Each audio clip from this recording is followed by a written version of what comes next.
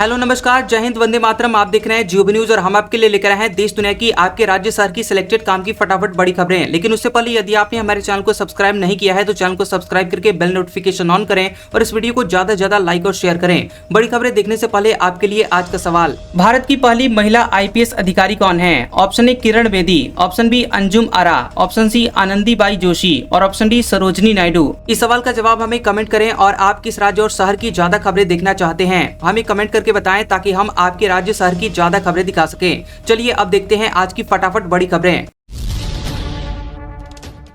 UP में 50 लाख उपभोक्ताओं के कारण महंगी होगी बिजली, कंपनी का दावा। इन्होंने कभी बिल नहीं जमा किया, 36,000 करोड़ रुपया बकाया। यूपी में बिजली उपभोक्ताओं को महंगाई का जोरदार करंट लगने वाला है। बिजली कंपनियों ने दरों में 30% की बढ़ोतरी की सिफारिश की है। कंपनियों का दावा है कि नियामक आयोग ने ये बढ़ोतरी नहीं मानी है तो वे कर्ज के दलदल में धंसते जाएंगे, फिर इससे बिजली कंपनियां उबर नहीं पाएंगी। बिजली कंपनियों की इस दयनीय हालत के लिए उत्तर प्रदेश के 50,24,000 उपभोक्ता जिम्मेदार हैं। इन उपभोक्ताओं ने कभी भी अपना बिजली का बिल ही नहीं भरा है। इन पर 36,000 करोड़ रुपए से ज्यादा का बकाया है। वहीं 78,65,000 लोगों ने पिछले 6 महीने से अपने बिजली बिल का भुगतान नहीं किया है। इन पर भी 36,117 करोड़ रुपए का बिजली का बकाया है। वक्फ कानून पर सुप्रीम कोर्ट में लगातार दूसरे दिन सुनवाई। केंद्र बोला, वक्फ का इस्लाम में जिक्र, लेकिन इस्लाम का अनिवार्य हिस्सा नहीं। वक्फ संशोधन कानून की वैधता को चुनौती देने वाली याचिकाओं पर सुप्रीम कोर्ट में लगातार दूसरे दिन सुनवाई हुई। केंद्र की तरफ से सॉलिसिटर जनरल तुषार मेहता ने कोर्ट से कहा कि सरकारी जमीन पर किसी का कोई हक नहीं हो सकता, चाहे वो वक्फ बाय यूजर के आधार पर ही क्यों ना हो। SG मेहता के मुताबिक अगर कोई जमीन सरकारी है तो सरकार को पूरा अधिकार है कि वो उसे वापस ले ले, भले ही उसे वक्फ घोषित कर दिया गया हो। किसी भी प्रभावी पक्ष ने अदालत का दरवाजा नहीं खटखटाया है। किसी ने भी ये नहीं कहा है कि संसद के पास इस कानून को पारित करने का अधिकार नहीं है। ऑपरेशन सिंदूर में महिला जवानों ने भी संभाला मोर्चा। BSF के DIG बोले, पाकिस्तान के बंकर तबाह किए, 50 आतंकवादियों को घुसपैठ से रोका। जम्मू कश्मीर के सांबा सेक्टर में ऑपरेशन सिंदूर के दौरान 8 मई की रात BSF ने पाकिस्तान से आ रहे 45-50 आतंकवादियों को भारत में घुसने से रोका। BSF के DIG SS मंडकी ने बताया कि BSF के जवान पहले से अलर्ट थे। जैसे ही हमने आतंकवादियों को मूव करते हुए देखा, हमने तुरंत फायरिंग शुरू कर दी। हमने उनके बंकरों को तबाह कर दिया और उनकी फायर पावर कमजोर कर दी। महज 1.5 घंटे में हमने उन्हें पीछे हटने पर मजबूर कर दिया। पाकिस्तान की तरफ से सीज फायर उल्लंघन का BSF ने मोर्टार से सटीक जवाब दिया। हमारे अफसर खुद फॉरवर्ड पोस्ट पर जवानों के साथ मौजूद थे, जिससे उनका हौसला और आत्मविश्वास दोनों ऊंचा रहा। ईडी बोली, सोनिया राहुल के खिलाफ केस बनता है, अपराध की आय से 142 करोड़ रुपए कमाए। नेशनल हेराल्ड केस की अगली सुनवाई अब जुलाई में होगी।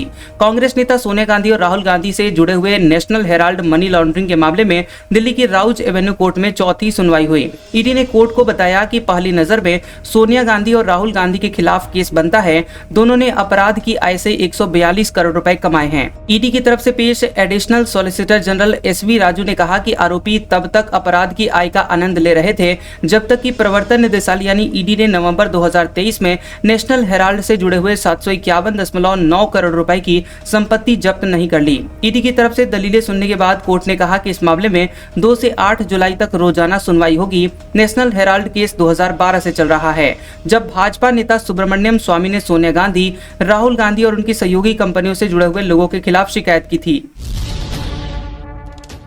जस्टिस वर्मा कैश कांड मामले में FIR की मांग वाली याचिका खारिज। सुप्रीम कोर्ट ने कहा, मामला राष्ट्रपति प्रधानमंत्री के पास, पहले उनसे गुहार लगाएं।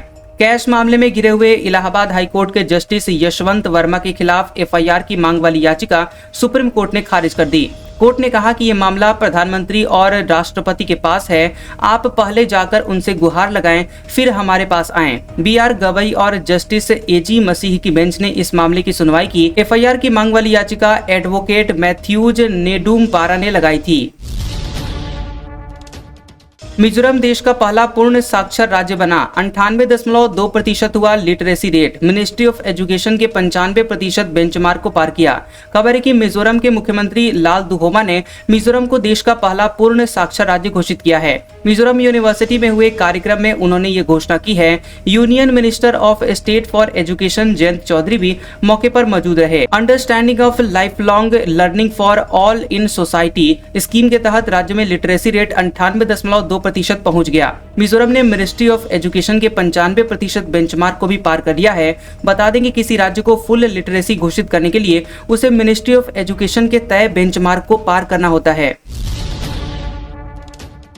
सेना के सम्मान में कांग्रेस देश भर में करेगी जय हिंद, केंद्र सरकार से पूछेगी सवाल। सीज फायर किसके दबाव में किया गया और आतंकवादी क्यों नहीं पकड़े गए? अखिल भारतीय कांग्रेस कमेटी के पूर्व सैनिक विभाग के राष्ट्रीय अध्यक्ष कर्नल रोहित चौधरी ने प्रेस कॉन्फ्रेंस की। इस दौरान उन्होंने कहा कि कांग्रेस पार्टी सेना के सम्मान में 25 मई से देश भर में जय हिंद सभा करने जा रही है। इस दौरान सैनिकों, पूर्व सैनिकों को सम्मानित किया जाएगा और इसके साथ ही एनडीए सरकार से कुछ सवालों के जवाब भी मांगे जाएंगे। उन्होंने आगे कहा कि 22 अप्रैल को पहलगाम में हुए आतंकवादी हमले के बाद सभी विपक्षी दलों ने एकजुटता दिखाते हुए केंद्र सरकार का हर फैसले में समर्थन किया है। हमने सरकार से कहा था कि हम आपके साथ हैं। आतंकवादियों के आका जहां कहीं भी बैठते हों और चाहे वे कहीं भी हो, कोई भी हो, उन्हें सबक सिखाइए। कांग्रेस वर्किंग कमेटी की 3 बैठकें हुई हैं और तीनों में फैसला हुआ है कि सरकार जो भी कार्रवाई करेगी हम उसका समर्थन करेंगे और हमने वैसा ही किया है। कन्नड़ लेखिका बानो मुश्ताक को बुकर सम्मान मिला। स्कूलों में हिजाब की पक्षधर रही, मस्जिद जाने की इजाजत के लिए लड़ी तो समाज से बहिष्कार हुआ। 77 साल की बानो मुश्ताक और ट्रांसलेटर दीपा भट्टी को उनकी किताब हार्ट लैम्प के लिए इंटरनेशनल बुकर प्राइज 2025 से सम्मानित किया गया है। अवार्ड के साथ न सिर्फ उन्होंने 50,000 यूरो का प्राइज मनी जीता बल्कि इतिहास भी रचा है। ये पहला मौका है जब किसी ओरिजिनली कन्नड़ में लिखी हुई किताब को ये अवार्ड दिया गया है। पहली बार शॉर्ट स्टोरीज के कलेक्शन को ये अवार्ड मिला है और ये पहला मौका है जब किसी भारतीय ट्रांसलेटर को अनुवाद के लिए बुकर सम्मान मिला है। इससे पहले 2022 में टॉम्ब ऑफ सैंड के लिए गीतांजलि श्री को ये अवार्ड मिला है। सुप्रीम कोर्ट बोला, नेवी के अधिकारी अहंकार छोड़ें, महिला अफसर को स्थायी कमीशन नहीं दिया।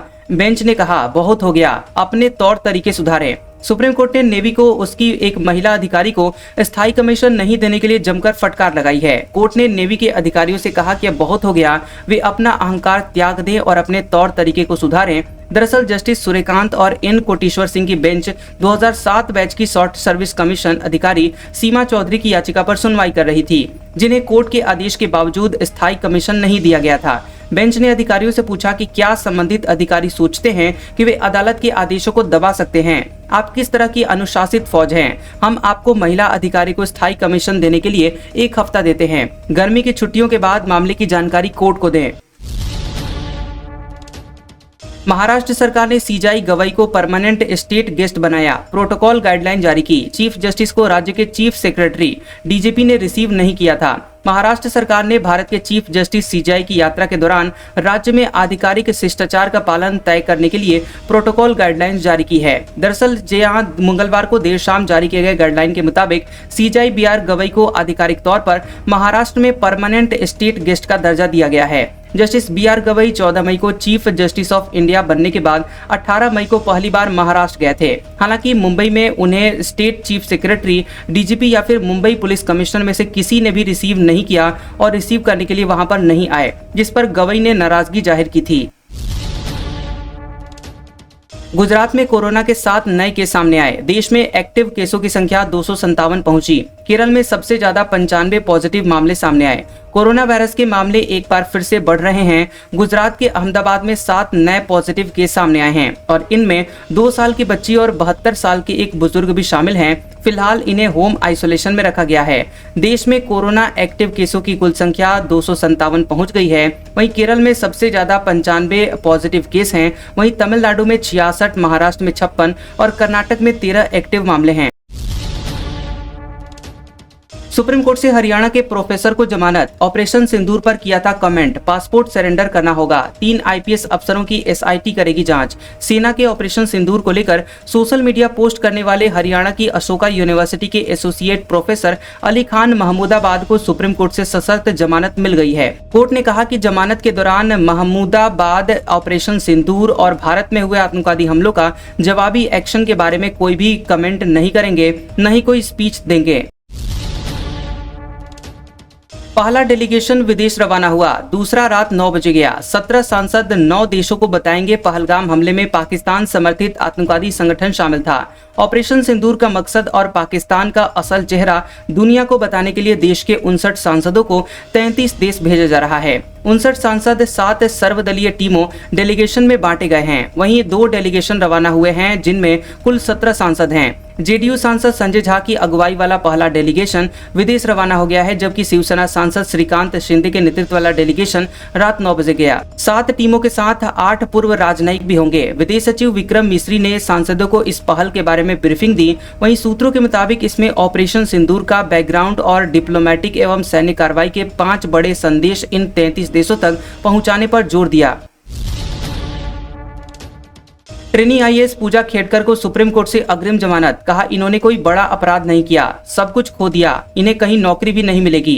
विवादों में घिरी हुई ट्रेनी आईएएस पूजा खेड़कर को सुप्रीम कोर्ट ने अग्रिम जमानत दी है। जस्टिस बीबी नागरत्ना और सतीश चंद्र शर्मा की बेंच ने पूजा को जांच में सहयोग करने का आदेश दिया है। सुनवाई के दौरान सुप्रीम कोर्ट ने कहा कि पूजा ने कौन सा बड़ा अपराध कर दिया। वह कोई ड्रग माफिया या फिर आतंकवादी नहीं है। उन पर धारा 302 हत्या का आरोप भी नहीं है। कोर्ट ने आगे कहा कि आपके पास कोई सिस्टम या सॉफ्टवेयर होना चाहिए जिससे इस तरह की जांच समय पर हो। उसने सब कुछ खो दिया है, अब कहीं नौकरी भी नहीं मिलेगी। ज्योति आईएसआई एजेंट से बोली, पाकिस्तान में शादी करवा दो। पाकिस्तानी हैंडलर के साथ चैट मिली। पठानकोट आर्मी बेस की रेकी करने का भी शक। पाकिस्तान के लिए जासूसी के शक में पकड़ी गई हिसार की यूट्यूबर ज्योति मल्होत्रा की पाकिस्तानी खुफिया एजेंसी के अधिकारी से एक और व्हाट्सएप चैट सामने आई है। इसमें आईएसआई एजेंट हसन अली उसे दुआ दे रहा है, तो जवाब में ज्योति उसे पाकिस्तान में शादी कराने को कह रही है। आपको बता दें कि यहाँ ज्योति 1 साल पहले पठानकोट गई हुई थी। उसने वहाँ कोई वीडियोस रिलीज नहीं किया था, लेकिन फेसबुक पर शेयर की गई फोटो और एक छोटी सी क्लिप से उसके वहाँ जाने का खुलासा हो गया, जिसके बाद राष्ट्रीय जांच एजेंसी एनआईए और इंटेलिजेंस ब्यूरो आईबी की टीम उसे 20 मई को पठानकोट लेकर गई। बीजेपी आईटी सेल प्रमुख और अर्नब गोस्वामी पर एफआईआर, झूठी जानकारी फैलाने का आरोप। तुर्की के इस्तांबुल कांग्रेस सेंटर को कांग्रेस ऑफिस बताया था। बता दें कि भाजपा आईटी सेल प्रमुख अमित मालवीय और रिपब्लिक टीवी के जर्नलिस्ट अर्नब गोस्वामी के खिलाफ कांग्रेस ने एफआईआर की है। दोनों पर कांग्रेस पार्टी के खिलाफ झूठी और भ्रामक जानकारी फैलाने का आरोप है। अमित मालवीय ने 17 मई को एक्स पर अर्नब गोस्वामी का एक वीडियो शेयर किया था, जिसमें वो बता रहे हैं कि कांग्रेस पार्टी का तुर्की में रजिस्टर्ड ऑफिस है। मालवीय ने लिखा कि राहुल गांधी को बताना चाहिए कि ऐसा करने की जरूरत क्यों पड़ी। ये हैरान करने वाला और समझ से बाहर का मामला है। देश को इसका सच जानने का हक है। सीजेआई बोले, छुट्टियों में वकील काम नहीं करना चाहते। जज वेकेशन में भी होते हैं, लेकिन पेंडिंग केसों के लिए न्यायपालिका पर ठीकरा फूटता है। Chief justice of India CJI BR Gavai ने कहा कि वकील छुट्टियों के दौरान काम करना नहीं चाहते, लेकिन केसों के बढ़ते हुए बोझ यानी बैकलॉग के लिए जजों को जिम्मेदार ठहराया जाता है।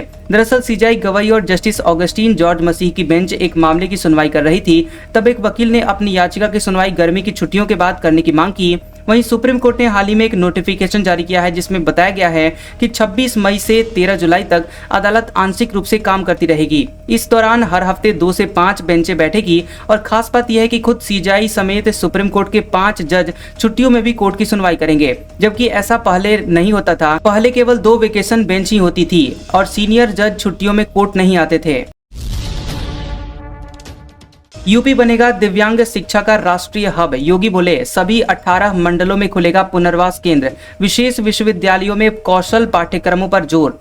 मुख्यमंत्री योगी आदित्यनाथ ने दिव्यांग जन सशक्तिकरण विभाग की समीक्षा बैठक में निर्देश दिया है कि प्रदेश के सभी 18 मंडलों में दिव्यांग पुनर्वास केंद्र बनाए जाएं, जहां पर शिक्षा, पुनर्वास और कौशल विकास से जुड़ी हुई सेवाएं मिल सके। सीएम ने लखनऊ स्थित डॉक्टर शकुंतला मिश्रा राष्ट्रीय पुनर्वास विश्वविद्यालय और चित्रकूट स्थित जगत गुरु रामभद्राचार्य दिव्यांग विश्वविद्यालय में कौशल विकास आधारित पाठ्यक्रमों को प्राथमिकता देने को कहा। उन्होंने इन संस्थानों के राष्ट्रीय प्रचार प्रसार पर बल देते हुए कहा कि उत्तर प्रदेश दिव्यांगजनों की शिक्षा का राष्ट्रीय केंद्र बन सकता है।